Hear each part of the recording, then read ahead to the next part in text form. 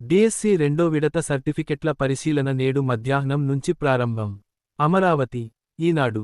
Mega డిఎస్సికి సంబంధించిన రెండో విడత సర్టిఫికెట్ల పరిశీలన మంగళవారం మధ్యాహ్నం నుంచి ప్రారంభమవనున్నట్లు పాఠశాల విద్యాశాఖ ప్రాథమికంగా నిర్ణయించింది. మొదటి విడత సర్టిఫికెట్ల పరిశీలనలో తిరస్కరణకు గురైన వారి స్థానంలో కొత్త అభ్యర్థులు, ప్రత్యేక విద్య ఉపాధ్యాయ అభ్యర్థులు, గతంలో కాల్ లెటర్లు అందని పోస్టులకు సంబంధించిన అభ్యర్థులకు ఈసారి కాల్ లెటర్లు జారీ చేయనున్నారు. కాల్ లెటర్లు విడుదలైన వెంటనే మంగళవారం మధ్యాహ్నం నుంచి బుధవారం వరకు సర్టిఫికెట్ల పరిశీలన జరగనుంది.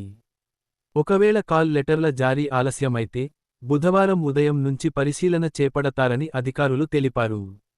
రాష్ట్రవ్యాప్తంగా రెండో విడతలో సర్టిఫికెట్ల పరిశీలనకు హాజరయ్యే అభ్యర్థులు సుమారు 900 మంది ఉండనున్నారు. ఇందులో దివ్యాంగ అభ్యర్థులు 120 మంది వరకు ఉండగా, వీరి వైకల్య ధృవపత్రాల పరిశీలన కోసం మెడికల్ బోర్డుకు హాజరు కావలసి ఉంటుంది. రెండో విడత పరిశీలనలో ఎవరైనా తిరస్కరణకు గురైతే, వారి స్థానంలో కొత్త అభ్యర్థులకు మూడో విడతలో కాల్ లెటర్లు జారీ చేయనున్నట్లు విద్యాశాఖ స్పష్టం చేసింది.